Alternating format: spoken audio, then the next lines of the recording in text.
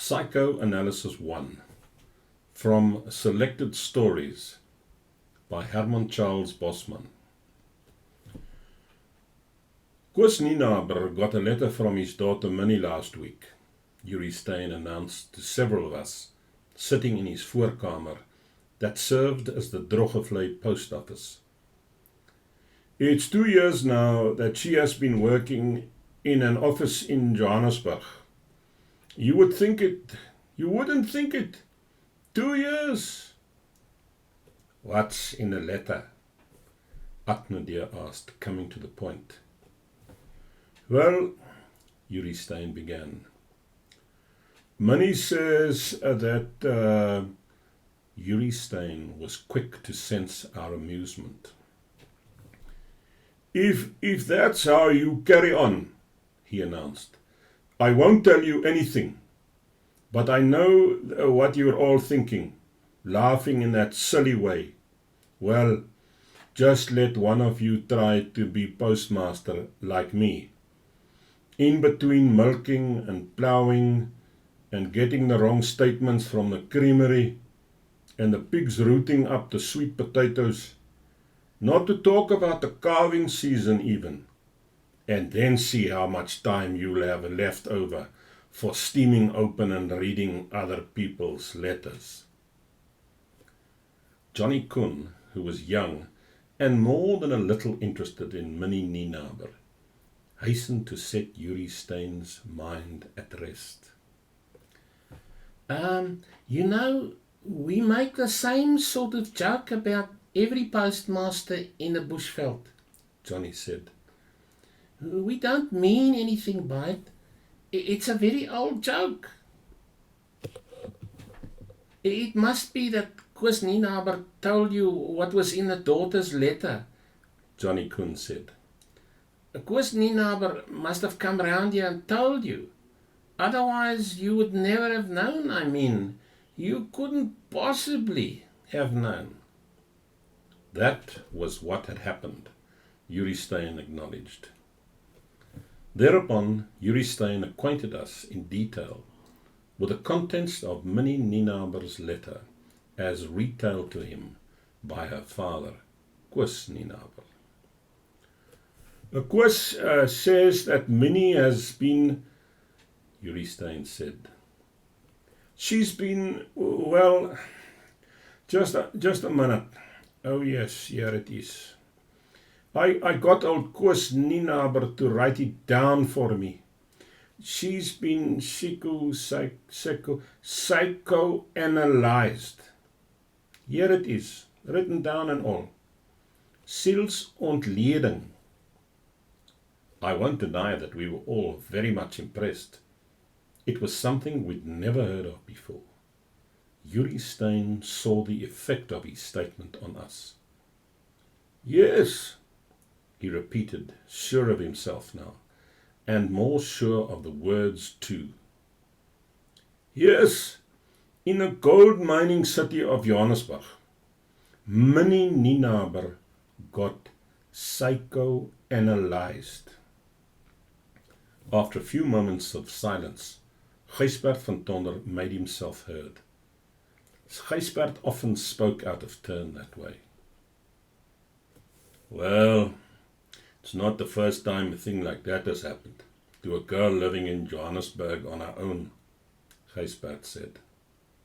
One thing, the door of her parents' home will always remain open for her. But I'm surprised at old Koos Nienaber mentioning it to you. He's usually so proud. I noticed that Johnny Kuhn looked crestfallen for a moment, until Yuri Stein made haste to explain that it didn't mean that at all. According to what Koos Nienaber told him, Yuri Stein said, it had become fashionable in Johannesburg for people to go and be attended to by a new sort of doctor who didn't worry about how sick your body was, but saw to it that he got your mind right. This kind of doctor could straighten out anything that was wrong with your mind, Yuri Stein explained. And you didn't have to be sick even to go along and get yourself treated by a doctor like that. It was a very fashionable thing to do, Yuri Stein added. Johnny Kun looked relieved. According to what Koos Ninaber told me, Yuri Stein said, this new kind of doctor doesn't test your heart anymore by listening through that rubber tube thing. Instead, he just asks you what you dreamt last night, and then he works it all out with a dream book. But it's not just an ordinary dream book that says if you dreamt last night of a herd of cattle, it means that there is a grave peril ahead for some person that you haven't even met yet. Well, I dreamt a couple of nights ago that I was driving a lot of Afrikaner cattle across the Bechuanaland protectorate border, Fritz Pretorius said.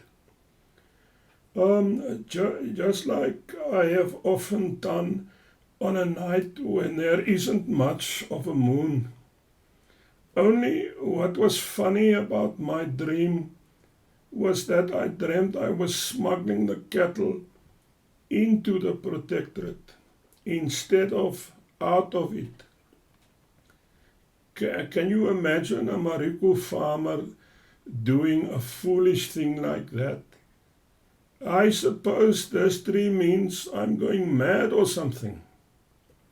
After Atnudia had said how surprised he was that Fritz Pretorius should have to be told in a dream what everybody knew about him in any case, and after Fritz Pretorius's invitation to Atnudia to come and repeat that remark outside the post office had come to nothing, Yuri Stein went on to explain further about what the new kind of treatment was that Minnie Ninaber was receiving from the new kind of doctor in Johannesburg that she had no need for.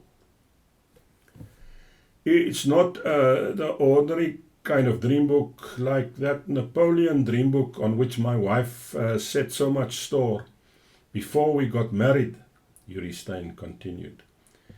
It's a dream book written by professors. Minnie's been getting all sorts of fears lately. Just silly sorts of fears, her father says. Nothing to worry about.